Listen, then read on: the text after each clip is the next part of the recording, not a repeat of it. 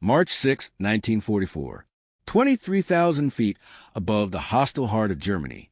AB-17 Flying Fortress, christen Hell's Fury, slice a lonely path through the freezing air, deep inside the Reich's lethal airspace.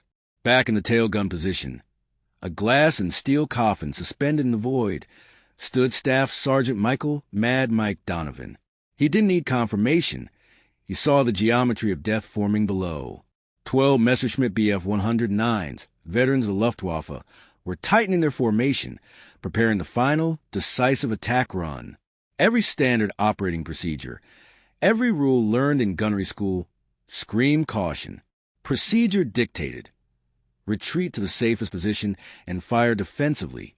Training insisted: conserve ammunition. Common sense pleaded: stay alive. Donovan had other plans. What happened next became immediate legend. In less than 4 shattering minutes, 12 German fighters were ripped from the sky. 0 American casualties. Across the entire 8th Air Force, every bomber gonna learn a new, brutal word: aggression. This is a story of how one man's seemingly suicidal tactic rewrote the rules of air combat, how desperation became military doctrine, and how the most vulnerable position on AB-17 became the deadliest weapon in the sky. Michael Donovan was forged in South Boston, a crucible where survival meant hitting first and hitting hard. His father worked the docks. His older brother boxed Golden Gloves. Mike learned early: waiting gets you hurt. Action keeps you breathing. By 17, he had been in 32 street fights, losing only 4. He arrived too late to stop the war. But when Pearl Harbor struck, Donovan rushed to enlist in the Army Air Forces. They wanted him for ground crew. He insisted on gunnery school. The instructors immediately flagged him: too aggressive, too reckless, too willing to expose himself to return fire. Donovan's sharp retort became legendary in the barracks: dead gunners don't shoot back. Live ones do. He graduated 3rd in his class, not due to bullseye accuracy, but due to lightning speed. Donovan could acquire targets faster than anyone they trained. His secret was frighteningly simple. He didn't wait for fighters to enter his firing zone. He hunted them before they got there. In March 1944, Donovan was transferred to the notorious 390th Bombardment Group in Framlingham, England. His aircraft, Hell's Fury, already carried a grim reputation. 3 missions, 2 catastrophic encounters. The previous tail gunner, Sergeant Eddie Morrison, survived the ordeal but immediately requested transfer. "That position's cursed," Morrison told the crew chief. "The next man dies there." Donovan volunteered immediately. The pilot, Captain James Whitmore, interviewed him personally. "Do you know the statistics?" Whitmore asked flatly. "The tail gunner position has the highest casualty rate in the entire Air Force. 38% don't finish their tour."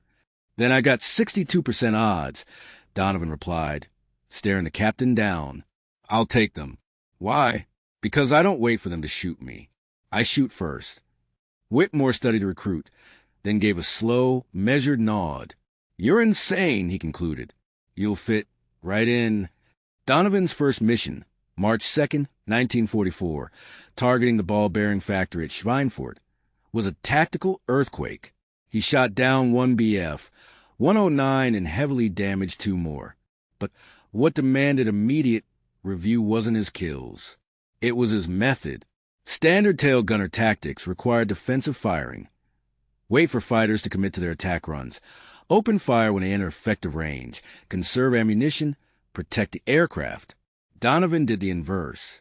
He fired long, costly bursts of fighters still forming up, forcing them to break formation early, wasting ammunition on targets at extreme range.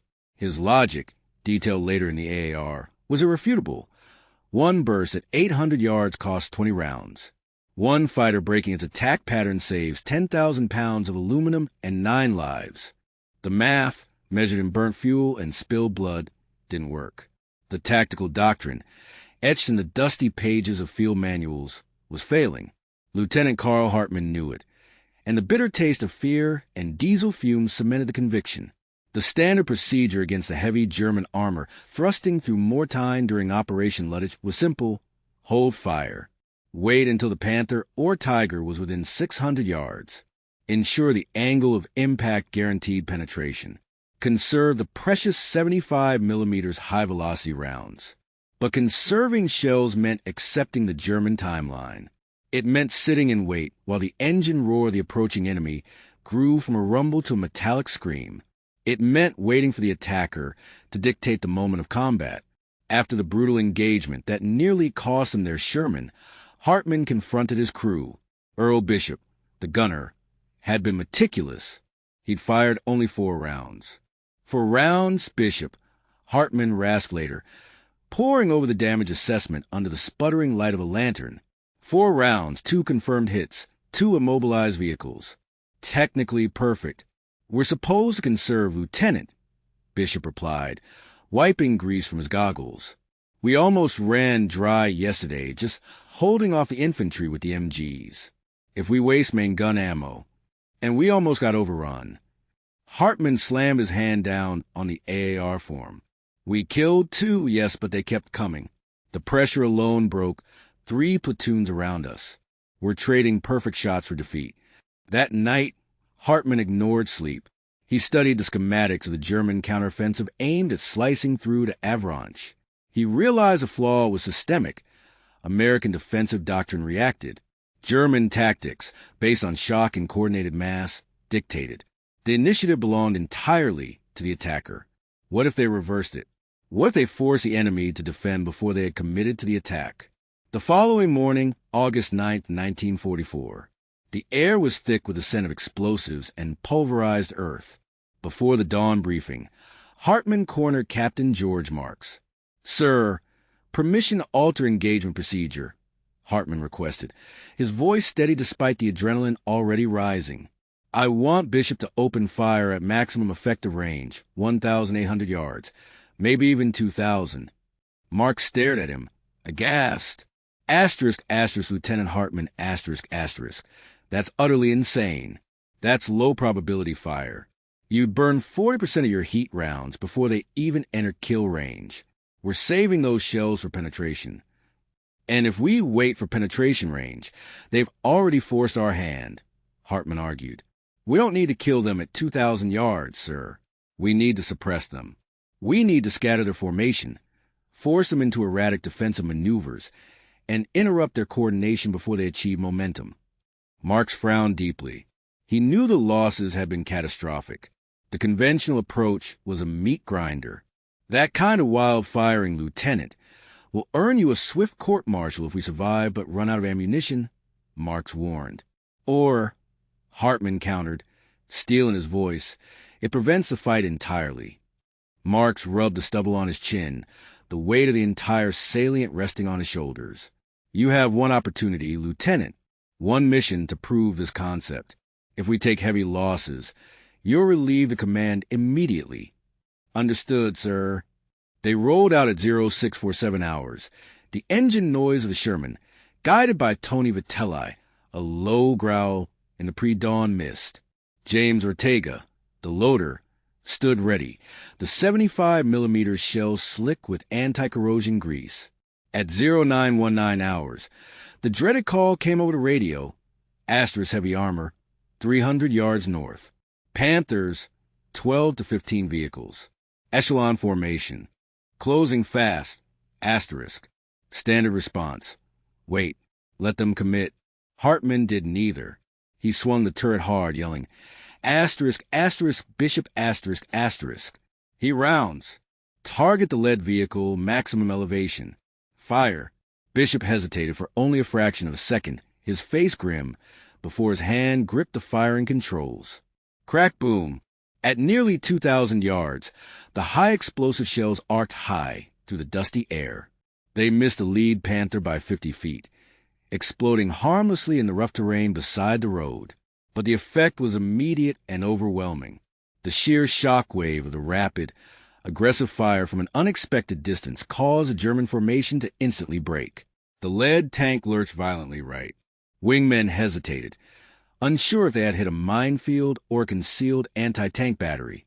The perfectly choreographed German assault disintegrated into a confusion of metal and dust, scattering before a single enemy round had even been aimed at the Sherman. The initiative was, finally, theirs. Donovan ceased fire. Whitmore's voice sliced through the heavy static of the intercom. "You're wasting high explosive rounds." "Negative, sir," Donovan replied, his voice a low, hard rumble. "Watch what happens next." The initial frenzy of the German attack had dissolved. The Messerschmitts, now regrouped, approached not with the desperate aggression of a diving assault, but with calculated caution. They were hesitant, probing. The initiative had violently shifted, placed squarely in the hands of the tail gunner. Donovan tracked the new lead fighter. He waited until the range indicators hit 1,500 yards. Then he opened fire. Short, brutal bursts. He wasn't aiming to kill. He was aiming to wound their confidence. The intimidation worked. The formation shied away, tearing apart like rotten paper. But one machine held its vector, a Bf-109 on the left wing. It maintained its speed and aggression. This was no novice. This was a veteran pilot who would not be broken by tracer smoke. Intimidation was useless here. This required lethal calculation. Donovan let the hunter close. 1,400 yards. 1,300. The distance where most gunners would panic and unleash a sustained torrent of rounds. Donovan's finger remained still on the trigger. He held. 1,200 yards. 1,100. The German fighter now filled the aperture of his K-13 sight. At 1,000 yards, Donovan pulled the trigger. Not a burst. A sustained, deafening barrage. 200 rounds of armor-piercing incendiary packed into 3 terrifying seconds. The cone of fire was overwhelming. The Bf-109 tried to wrench away, but it flew directly into the blistering stream. The engine instantly atomized. The aircraft disintegrated into shards of metal and tumbling debris. "Good kill." "Donovan just splashed one," the radio operator shouted, a spike of excitement cutting through the quiet aftermath. Donovan did not acknowledge. He was already locked onto the next threat. The remaining 11 fighters had witnessed the sudden, violent death of their comrade. They understood the tail position was a killing ground. Now they would adapt. The formation split. 6 fighters attacked from the 6 o'clock position, the dead stern. 5 peeled off for a flanking assault at 7 o'clock. This was a standard counter to an aggressive defense. Split the attention, dilute the firepower. Donovan ignored the flanking movement entirely. "Waist gunners, you handle 7 o'clock, he barked. "I'm holding 6. Sergeants Tommy Price and Carl Johnson open up on the 7 o'clock group. Donovan dedicated everything, every ounce of concentration, to the 6 screaming machines bearing down directly behind him. He picked the leader. Fired. Impact. The fighter vaporized, detonating into a brilliant, temporary sun. The remaining 5 flinched, scattering for an instant. Donovan shifted targets instantly, finding the new lead aircraft within the smoke. Fired again. Impact. Another catastrophic explosion. In 30 heart-stopping seconds, 3 Bf-109s had been violently ripped from the sky. The remaining 9 fighters broke off completely. Not a repositioning maneuver, but a full, terrified retreat, fleeing from a single tail gun position. The formation flew on. Donovan paused, the silence ringing after the cannonade. He checked his reserves.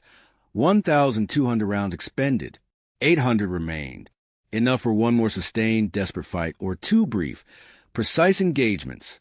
He knew the question wasn't if they would return, but how many. 15 minutes later, the answer arrived. 18 fighters. A full staffel.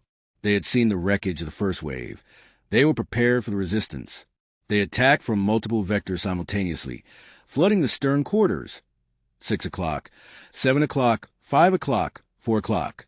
The tactical doctrine demanded defensive fire, spreading attention, seeking survival through luck and evasion. Donovan chose violence. He ignored the machines coming from the 4 o'clock and 5 o'clock quadrants, leaving them to the waist and ball gunners. He focused. The unforgiving 6 o'clock sector, the bomber's blind spot, flashed red. 6 Messerschmitt Bf-109s dove from above, sleek predatory shapes aimed directly at Hell's Fury S-tail. The gunner, Donovan, strapped into his isolated turret, did not flinch.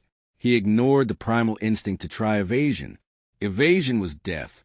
He locked the twin .50 caliber barrels onto the nose of the lead fighter. At 1,200 yards, the absolute maximum effective range for his guns, he squeezed the triggers. The closing speed was a terrifying 400 knots. He had exactly 7 seconds before the German aircraft would reach its firing solution. Donovan used every millisecond. He walked a molten rope of tracers directly into the Bf-109's anticipated flight path. The German pilot was trapped. To evade meant breaking the cohesion of the attack formation. He held his course. It was a fatal, instantaneous mistake. At 800 yards, Donovan's heavy slugs found metal. The fighter's canopy disintegrated into glittering dust. The aircraft shuddered violently, rolled inverted, and plunged broken toward the earth. 5 remaining. 400 yards now separated them from Hell's Fury. 3 seconds to impact. Donovan shifted his aim, operating on pure, brutal instinct. He did not fire where the target was, but where physics dictated the second fighter would be in 2 seconds. The Bf-109 flew directly into the blinding stream of lead. A catastrophic explosion ripped through the engine cowling, transforming the aircraft into an instant fireball of orange flame and scattered debris. The 3 surviving fighters broke formation instantly, scattering and fleeing the single gun position they had sought to destroy. Jesus Christ! Whitmore's voice stammered over the static-laced intercom. Donovan just splashed 2 more in 3 seconds. But the gunner offered no reply. He was already reloading. His last belt of ammunition was being fed into the breech. 400 rounds remaining. The mission was only half complete. They still had to reach the target, drop their payload, and fly home to the same fighter-infested airspace. The formation pressed on toward Augsburg. The 12 surviving German fighters regrouped at a distance. They had learned their costly lesson. Direct stern attacks were suicide. They maintained a distant, menacing vigil, staying just outside the .50's effective range. They weren't attacking. They were shadowing. They were waiting. Whitmore recognized the pattern immediately.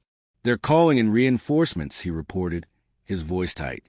"We are about to be hit by everything the Luftwaffe has left." He was terrifyingly correct. 10 minutes later, radar screens erupted. 36 new contacts. A full group, a heavy mix of Bf-109s and FW-190s, combined with the 12 already lurking. Hell's Fury now faced 48 enemy fighters. Standard procedure demanded an immediate radio call for P-51 escort, or a desperate, high-speed scramble to rejoin the central bomber formation and maximize overlapping defensive fire. But Hell's Fury had been driven 3 miles off course during the earlier attacks. They were isolated. They were alone. Donovan checked his final belt. 380 rounds against 48 interceptors. The math was impossible, unless he changed the terms of the equation entirely. His voice cut sharply across the intercom. "Captain Donovan requesting permission to try something, sir." "What?" Whitmore demanded. "Attack." A profound silence gripped the cockpit, followed by Whitmore's voice, carefully controlled. "Explain, Captain." "Those fighters are organizing for a perfectly coordinated assault.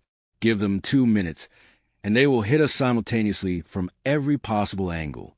We cannot defend that." Lieutenant Carl Hartmann, peering through the scope of the Sherman's commander's cupola, saw the lethal spearhead of Operation Luttich massing below him. The company of Panthers and supporting assault guns were still perfecting their attack vectors, establishing support positions for the devastating drive toward Avranches. "You'll be out of ammunition in 30 seconds, barked Captain George Marks over the radio, the overall commander agonizing over the exposure Hartmann's lone tank at Mortain. "Then I better make them count," Lieutenant Hartmann shot back. "Sir, defensive tactics don't work when you're outnumbered 20-1.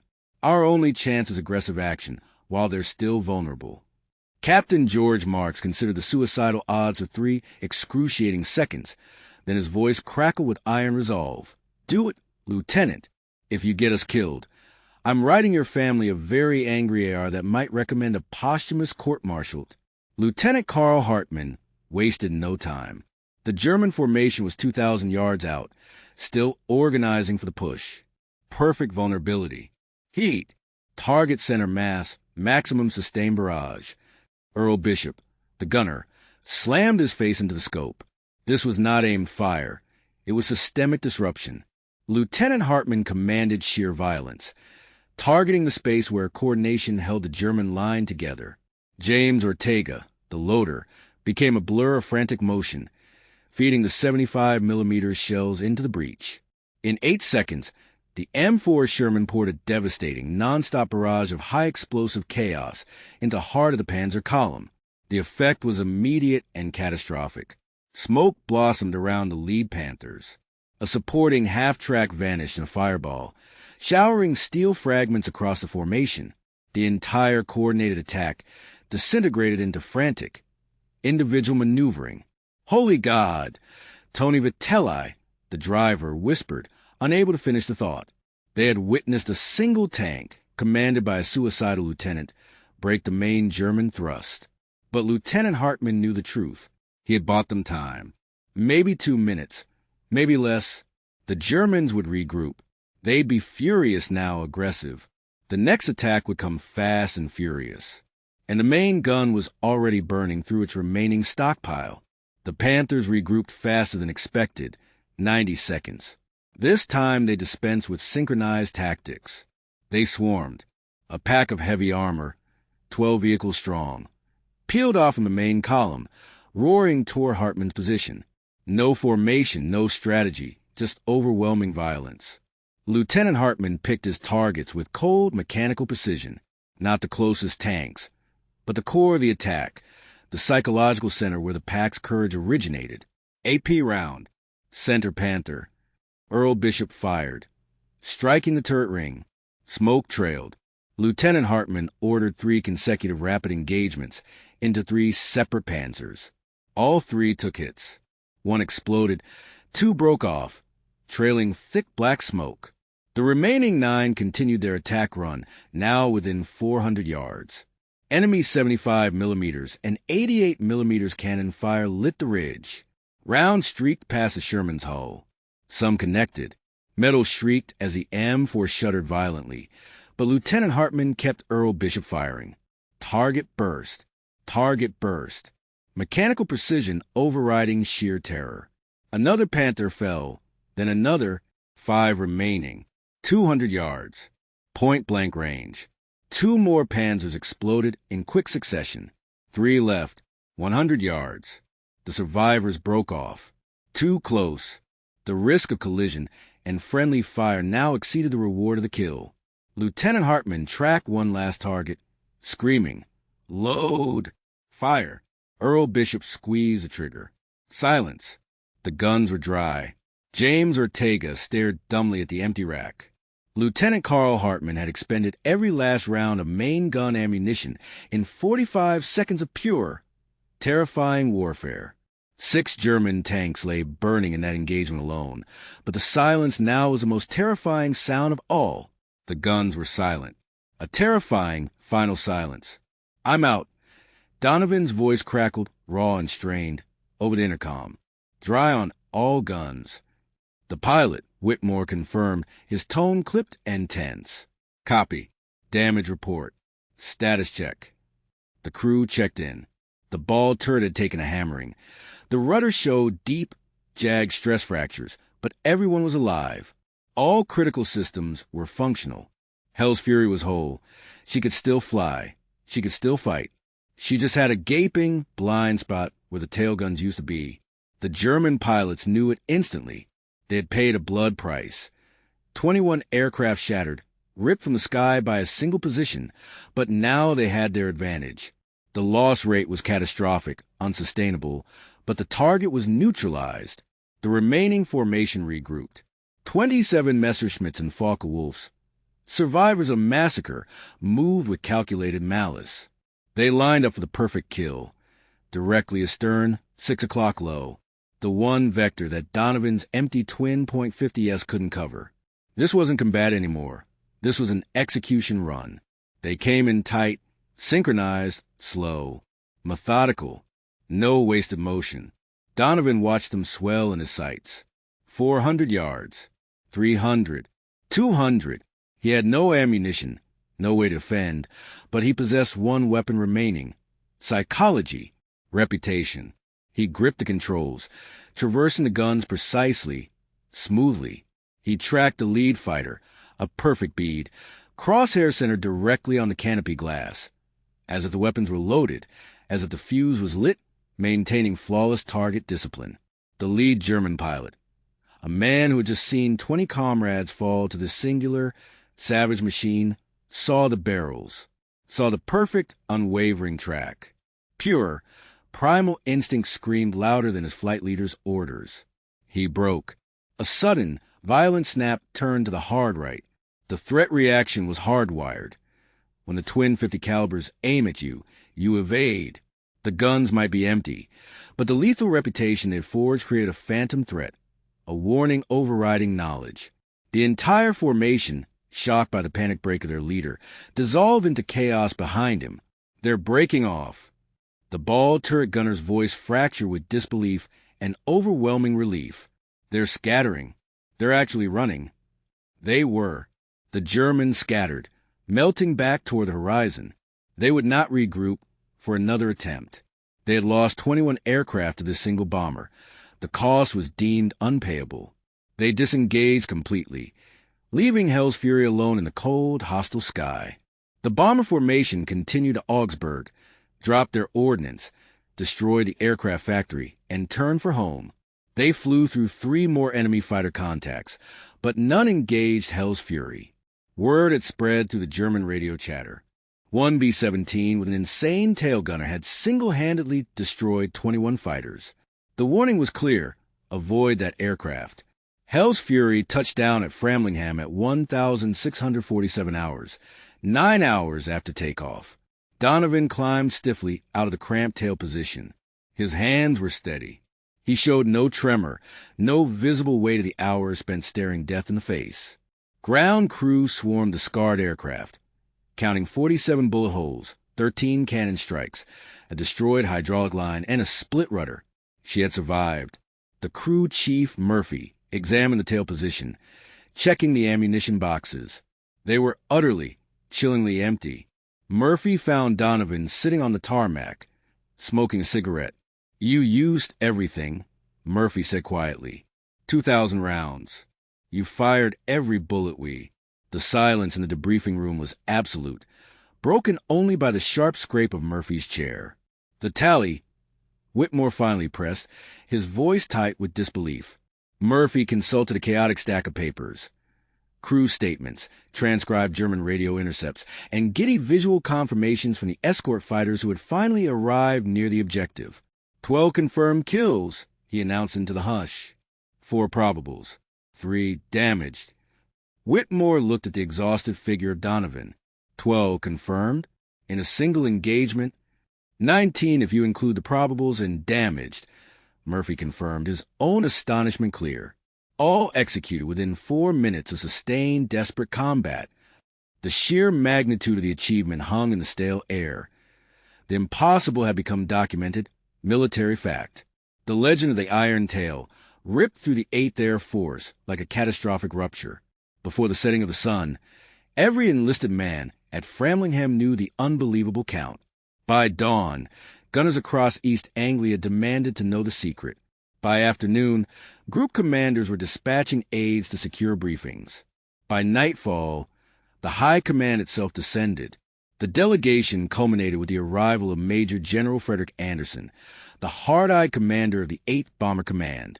He found Donovan exactly where all mechanics find peace, in the dim, stale barracks, meticulously stripping down his twin .50 caliber machine guns. No fanfare, just the necessary upkeep of a weapon that had earned its rest. Anderson stood framed in the doorway. "At ease, Sergeant," the general commanded. "I'm here to understand precisely what you achieved yesterday." Donovan laid out his philosophy with the cold precision of a surgeon. It was a doctrine of sheer, aggressive engagement. Psychological warfare waged by lead rounds, exploiting the instant of vulnerability during the enemy's formation approach, denying him the sanctuary of a coordinated attack. Anderson listened, his face set like granite, offering no interruption. When Donovan finished, the general's gaze pinned him, Can you forge this lethality into other men? Not everyone, sir, Donovan replied instantly. It takes a different kind of temperament. A gunner who thinks like an ace. One who hunts the opportunity instead of bracing for the threat. Then find them, Anderson commanded, his voice a drill sergeant's bark. I am authorizing a radical, specialized training curriculum. You will hand-select the candidates. You will revolutionize gunnery across the entire 8th Air Force. You are reassigned to training command, effective immediately. Donovan's jaw tightened. Sir, with respect, my place is with my crew. Anderson leaned forward, his voice dropping to a dangerous whisper. Your crew is alive because of you. Thousands of other crews are dying because their gunners lack what you possess. 9 men, Sergeant, or 9,000. Choose your duty. The choice was immediate, brutal, and inevitable. Donovan accepted. He spent the next month translating his raw instinct into structured violence, the now legendary Donovan doctrine of aggressive tail gunnery. It was simple, yet shattering to establish defensive procedure. Principle I, seize initiative, never wait for the attack. Engage the enemy while they are forming their approach. Force them to break formation and respond to your fire, thereby ripping their strategy to shreds. Principle 2, psychological deterrence. The objective of the opening burst is not destruction, but chaos. It must inject terror and hesitation into the enemy formation, forcing pilots to second-guess the attack run before a single target is sighted. Principle 3, focus annihilation. When overwhelmed, firepower must never be diluted. Concentrate every round on the most dangerous quadrant. Accept the peripheral risk. Neutralize the primary threat entirely. Principle 4, economy of aggression. Prevention is the ultimate efficiency. 30 rounds used to scatter a dozen incoming fighters is superior to 300 rounds expended trying to hit 12 targets reacting defensively. Old doctrine whispered caution. The tail gunner, isolated in the trembling, transparent cage of the B-17 stern, was often treated as a sacrificial lamb. He was told to conserve ammunition, to wait until the last possible moment to fire. Under that static defensive dogma, casualty rates soared. The inherent paradox of aerial survival was brutal. Aggressive tactics increased the individual's exposure, but radically decreased the collective mission loss. It was individual risk pitted against collective survival. The mission mattered more than the man. This revolutionary philosophy, the Donovan doctrine, faced immediate, furious resistance. Traditional gunners called it nothing short of reckless. Command officers, focused on logistics, worried about excessive ammunition waste. Conservative tactics instructors, steeped in rigid convention, labeled the approach outright suicide. But the grim arithmetic of survival could not be denied. In March 1944, before Donovan's radical concepts permeated the squadrons, the tail gunner casualty rate within the 8th Air Force clawed at an average of 38%. 3 months later, by June 1944, following the widespread adoption of the aggressive fire doctrine, the rate plummeted to 23%. Same missions, same unrelenting enemy, different tactics. A life-saving 15% reduction in casualties. This was not merely an improvement. It was a revolution in air combat. The true measure lay in disruption. In March 1944, German fighters completed 52% of their planned lethal attack runs against the bomber stream. By June, that completion rate had been violently shattered, dropping to a mere 27%. Aggressive, preemptive tail gunner fire dismantled German fighter coordination so effectively that more than half of all planned attacks aborted, broken off before the attacking pilots could even sight their targets and reach firing position. The psychological impact extended far beyond the immediate smoke of battle.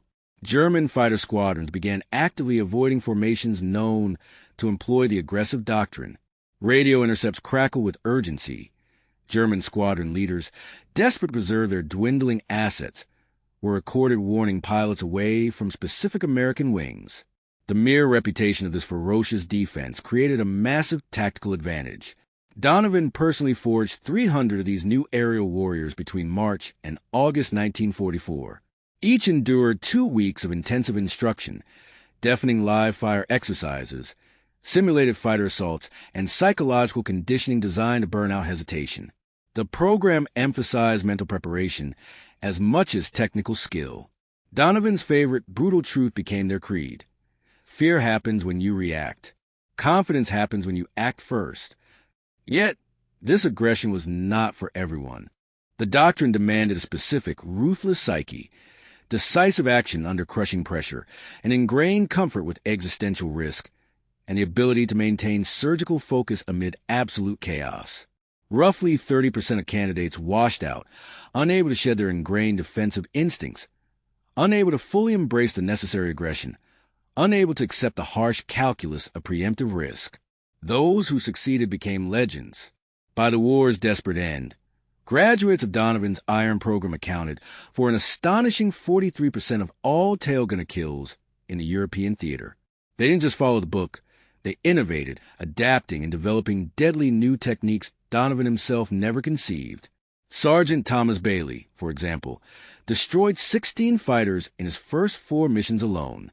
Sergeant Robert Chin survived 27 missions without his gun position taking serious damage. The aggressive doctrine didn't just increase kills, it guaranteed survival through terrifying deterrence. German pilots learned the telltale deadly signs.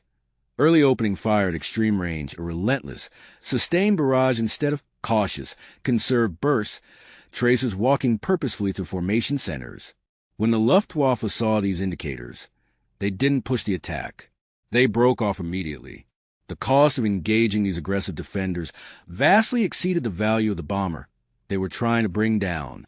By the searing heat of summer 1944, the script of aerial warfare had been utterly torn up. The dreaded Luftwaffe, once the hunter, now found itself the hunted. German training manuals, rigid and absolute, now carried a stark warning regarding American aggression. Their new doctrine was simple: avoid engagement. Do not provoke the bomber's defenses. The psychological battle had utterly reversed. The terror had migrated across the line. Donovan's personal journey ended with that furious March 6 mission. He never flew combat again, dedicating the rest of the war to forging new generations of fearless gunners. Yet, his influence was titanic. Beyond his 12 confirmed kills, the Donovan Doctrine is conservatively credited with saving 300 American heavy bombers and preserving the lives of 3,000 air crewmen. The compounded ripple effect, the sheer impossibility of successful German attacks, transformed the entire campaign above the Reich. After the victory, military historians dissected his tactics. The principle of aggressive defense became mandatory aerial combat doctrine for multiple nations.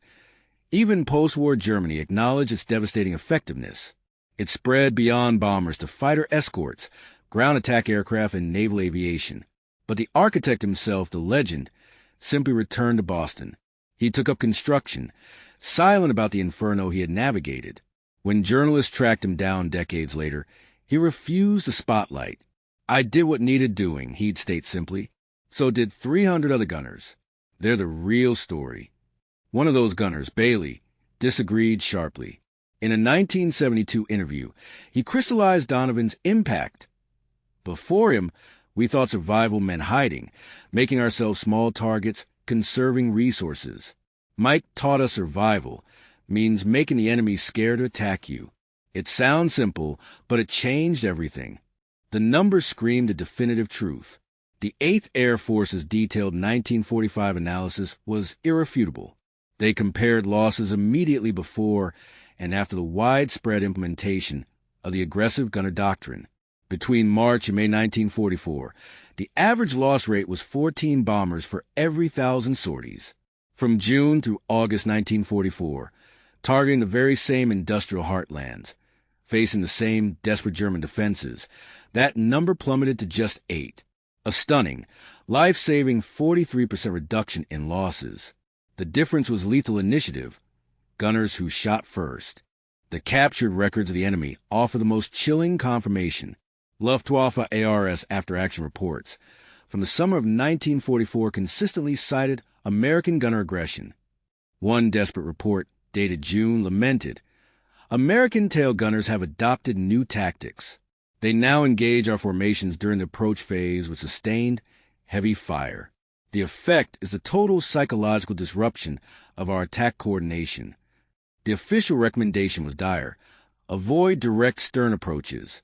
Utilize high-angle diving attacks from the 11 o'clock or 1 o'clock positions. But adaptation was a luxury the decimated Luftwaffe could not afford. High-angle dives demanded specialized training and calculated risk assessment that few pilots could manage in the chaos of 1944. And those who tried were met by similarly aggressive waist and turret gunners. The Donovan Doctrine had become pervasive. The sky was suddenly full of eyes that refused to blink. By the crucible of August 1944, the proud efficacy of the German fighter arm had been systematically gutted. Their ability to contest American heavy bombers had plummeted by a staggering 63% compared to the brutal winter campaigns of January. Multiple factors contributed. The omnipresent American escort fighters, the crippling strikes on German oil production, the disciplined box formations. But hidden deep within the captured Luftwaffe files, the desperate, cold analysis of their failure, a specific indictment stood. 28% of that devastating decline was attributed directly to the sheer savagery of aggressive American gunner tactics. Michael Donovan, the man who authored this lethal doctrine in blood and brass, never saw those figures. He never read the German reports detailing the seismic influence of his methods. He lived his life in anonymity, dying in 1998 at the age of 76. The Boston Globe obituary offered a sparse paragraph. His Distinguished Service Cross, his 16 years working construction, his wife Margaret, and 3 children. A brief closing line mentioned his war service as an 8th Air Force tail gunner who developed new tactics. That paragraph did not mention 12 confirmed kills in 4 minutes. It didn't mention the 300 gunners he personally trained. It didn't mention the 3,000 lives saved. It didn't whisper how one street fighter from South Boston had fundamentally rewritten aerial combat doctrine for every nation that studied his methods. His final ceremony drew only 17 souls, mostly family, 2 old war buddies. There was no military honor guard, number 21 gun salute, just the quiet finality of St. Augustine's Cemetery. The priest delivering the service had no knowledge of March 6th, 1944. He knew nothing of the Donovan Doctrine. He was burying a man who had altered the course of aerial warfare, and he did not know it, but the others knew. Every veteran who had passed through the unforgiving gauntlet of aggressive gunner training knew. They had gathered informally the previous night in a South Boston bar, raising cracked glasses, trading ghost stories of the Flak and the Focke-Wulfs, remembering the man who taught them not to wait for death, but to hunt the bastards who wanted them dead. Bailey, now 74, raised a final, trembling toast. Mike Donovan never thought he was special, just a guy doing his job. But his job saved 3,000 of U.S. Every bomber that limped home because a German fighter pilot broke off his attack in terror. Every gunner who survived his tour because he learned to be aggressive instead of defensive. Every mission that succeeded because the enemy was too scared to fully engage. That is Mike's legacy. Not 12 kills. 12,000 lives. The Donovan Doctrine remains standard procedure in modern aerial combat training. Fighter pilots drill the principles of aggressive engagement. Gunners on transport aircraft study the very psychological intimidation tactics he pioneered. Even complex missile defense systems incorporate the concept of early, decisive engagement to disrupt enemy coordination. March 6, 1944 lasted 4 minutes. 1 tail gunner against a swarm of 12 enemy fighters. It was a moment defense became unforgiving offense. When reaction became calculated action. When one South Boston street fighter proved that survival is not found in hiding, but in making your enemy too terrified to fight. Michael Donovan fired 2,000 rounds, destroyed 12 aircraft, saved 3,000 lives, and changed warfare forever. Not because he was special, but because he refused to wait for death to come for him. He went hunting first.